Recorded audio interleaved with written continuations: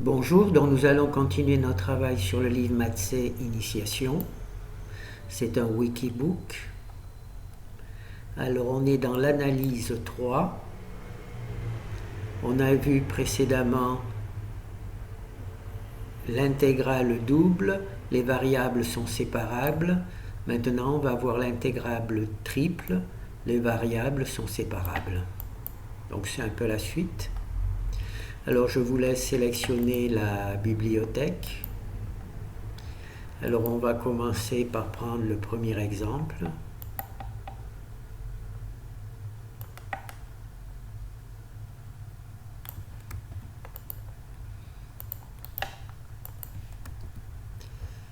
Alors il y a deux fichiers, un FA et un 2FA.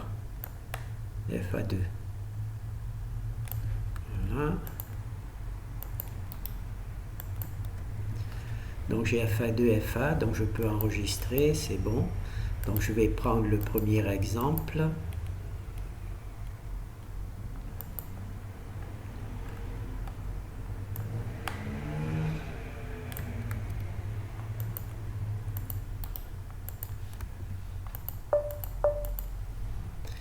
Alors si l'on a une intégrale triple, par exemple ici on a une intégrale triple, si les variables sont séparables, par exemple ici les x, les y et les z ne sont pas mélangés, on peut bien séparer, on peut bien créer trois fonctions, une en fonction de x, une en fonction de y, une fonction de z.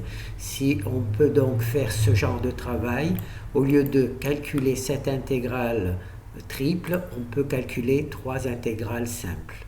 D'accord ? Donc ça, on va le garder. Ça, c'est juste. Alors, notre intégrale, c'est ici. Là, ce sont les bornes de l'intégrale. Il faut, pour le langage C, il faut qu'elle soit numérique parce que, étant donné qu'on va transformer cette intégrale triple en trois intégrales simples, il faut que toutes les bornes soient numériques. Sinon, le langage C n'est pas capable de traiter. Voilà. Alors, donc, on est dans le cas où on a une intégrale triple dont on peut séparer les variables. Alors, on va mettre ça ici. Celui-là, là. Peut-être qu'il faudra le réduire un peu. Voilà. Non, pas trop. On ne peut pas le réduire. Bon, ben tant pis. Alors, notre première variable, c'est x au carré. Donc, on fait une fonction qui s'appelle x au carré. Notre deuxième variable séparable, c'est cosinus d'y. On crée donc une intégrale cosinus de y et sinus de z, sinus de z. Donc, on calcule trois intégrales simples au lieu de notre intégrale triple. On obtient cette valeur-là. Et si on multiplie le produit, si on prend le produit des trois intégrales simples, on obtient la même valeur. Voilà, ça c'est la valeur ici, et ça c'est, oh là, et ça c'est la valeur là. Voilà, on voit qu'on a les mêmes valeurs. D'accord ? 117, 851, 117, 851. D'accord ? Voilà, donc en fait, ce que l'on fait, c'est qu'on a une intégrale triple, on l'en transforme en trois intégrales simples parce que les variables sont séparables. D'accord ? Alors cela peut avoir un intérêt particulier. Donc là, il n'y a rien de particulier à faire, on va juste peut-être regarder un peu le code. Alors pour l'intégrale triple, on appelle la fonction intégrale triple Simpson. En dx, dy, dz, c'est le cas particulier. Et donc ici on affiche sa valeur, cette valeur-là calculée ici, on l'affiche ici, et on a vu que c'était 117 quelque chose. Là, par contre, on calcule les trois intégrales, une qui travaille en fonction de x, une qui travaille en fonction de y, et une qui travaille en fonction de z. C'est ici, les fonctions en fonction de x, fonction de y et fonction de z. Au lieu d'avoir notre fonction f de x, y, z qui englobait l'ensemble. Donc là, on calcule 3 intégrales et on les affiche ici. Et ensuite, ici, on en fait le produit et ça nous donne bien le même résultat. Alors, on va avoir des cas particuliers qui peuvent être intéressants. Alors, c'est quand une fonction est impaire. D'accord? Alors là, on va récupérer. Alors, une fonction impaire, c'est une fonction qui est symétrique par rapport à l'axe des y, par rapport à l'origine. Je crois que c'est ça. Donc là, on va mettre FB.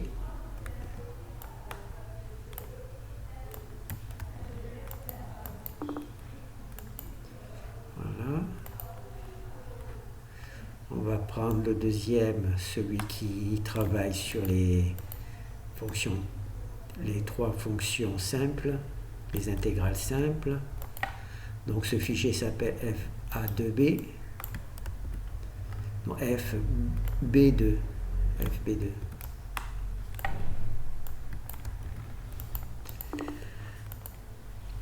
Voilà. Donc ici, on voit notre fonction en fonction de x, en fonction de y et en fonction de z. Donc là, on a nos 3 trucs. Maintenant, il nous faut récupérer nos fichiers C. Alors là, on est dans le cas d'une des fonctions est impaire et dont les bornes sont symétriques par rapport à l'origine. On va voir ce que ça veut dire. Bon, là, j'ai pas besoin de sauver. Ben voilà, j'ai nul. Pourquoi? Hop là. Parce qu'on a en fait ici, cette fonction-là, elle est impaire et elle est symétrique par rapport à l'origine. Donc on va voir ça sur c'est plus visible sur les intégrales simples. C'est pour ça que c'est intéressant.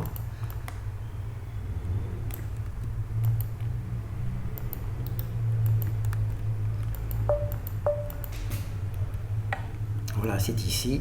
Donc là, les 2 intégrales sont normales, hein, il n'y a pas de souci.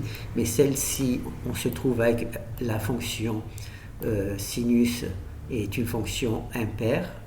D'accord?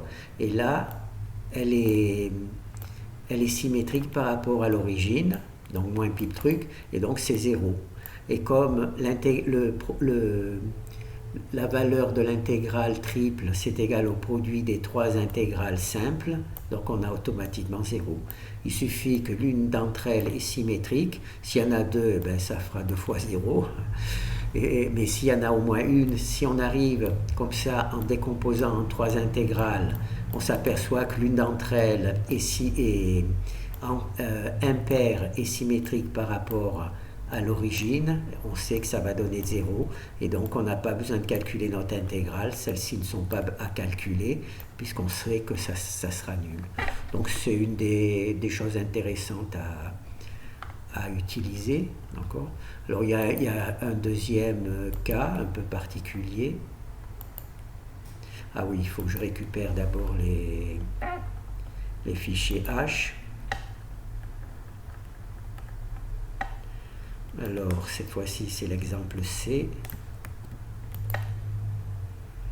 Alors, exemple C.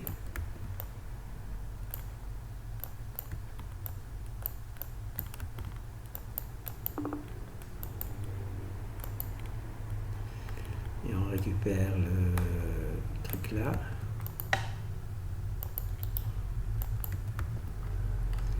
Voilà, FC2.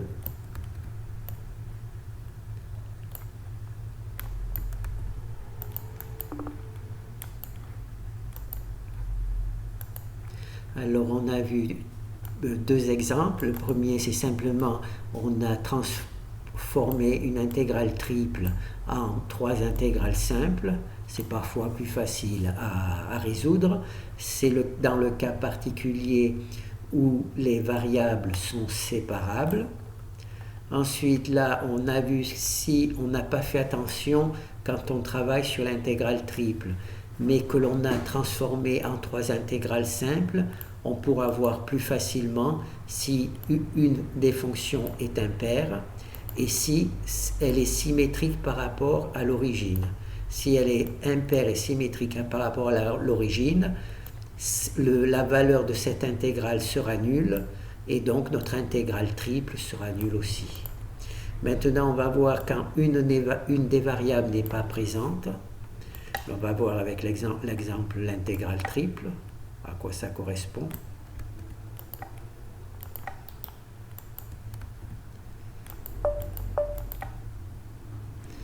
Alors on se trouve, voilà, on travaille donc sur une intégrale triple en fonction de dx, dy et dz, et il n'y a que z comme variable qui apparaît dans notre intégrale.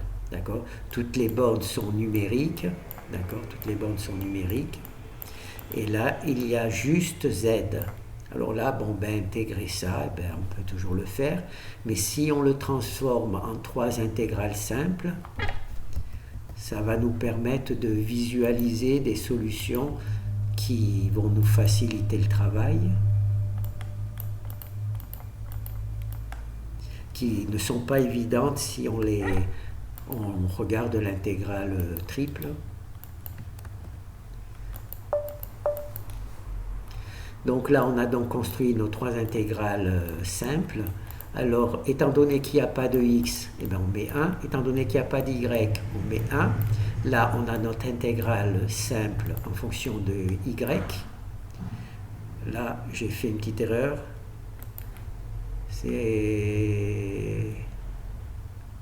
Ça doit être en fonction de z.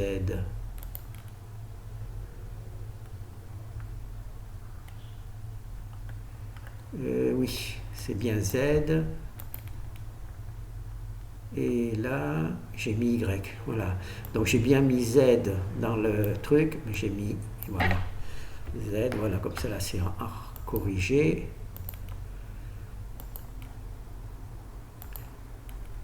Donc il faut que je corrige. Bon, je vais corriger tout à l'heure. Alors si je ne corrige pas maintenant, je ne vais jamais corriger. Alors, voilà.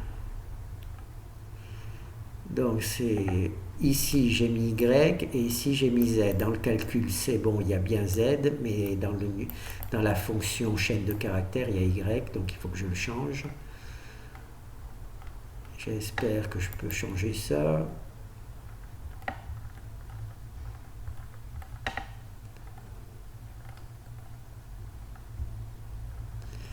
Alors où es-tu ?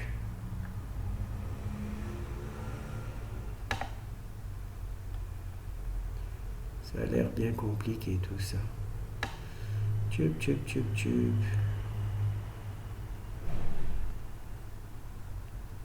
Voilà, c'est ici. Donc il y a un z ici. Voilà. Ça, c'est corrigé. Alors là, on s'aperçoit que donc on a nos 3 intégrales simples. On s'aperçoit naturellement qu'il n'y en a qu'une seule qui a une variable, les 2 autres n'en ont pas. Alors pour résoudre cette intégrale, c'est relativement simple. On fait 2 moins 0, ça nous fait 2. Là c'est 3 moins 0. C'est tout simplement le théorème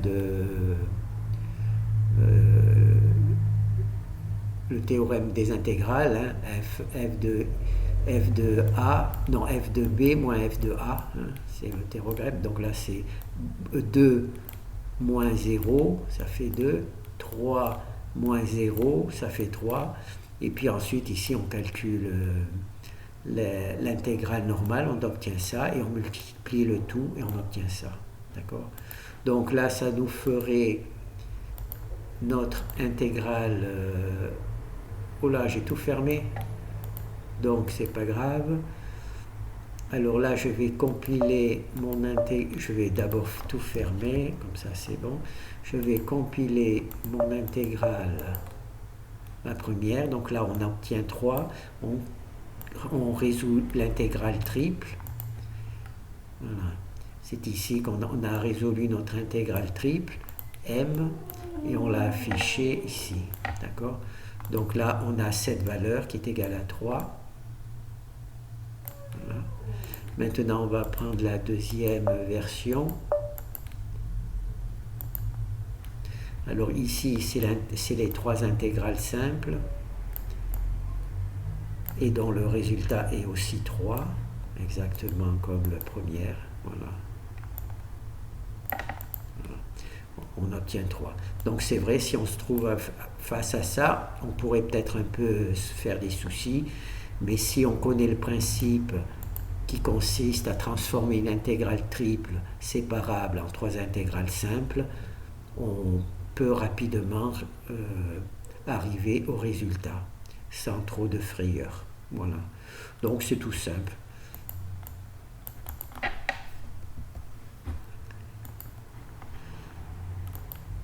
Hop là. Oh là, non, pas ça. Toc. Alors on a une intégrale triple dont les variables sont séparables. Donc on peut tout simplement séparer les variables et voir si on arrive à résoudre plus facilement 3 intégrales simples qu'une intégrale double. Alors si une fonction est impaire, si on ne le voit pas dans l'intégrale simple, dans l'intégrale triple, on pourra plus facilement le voir dans l'intégrale simple. Et donc si on arrive vraiment à avoir une fonction impaire et qui est symétrique par rapport à l'origine, on sait que c'est égal à 0 et on sait que notre intégrale triple sera nulle. Ensuite, il y a les variables qui ne sont pas présentées. Donc on construit nos 3 intégrales simples, et celles qui ne sont pas représentées, on met un 1, et ensuite on utilise simplement le théorème de l'intégrale f de a moins f de b, et on obtient très rapidement le résultat. Voilà. Donc c'est bon, hein. On a fait le tour. On a fait le tour. Bon, merci.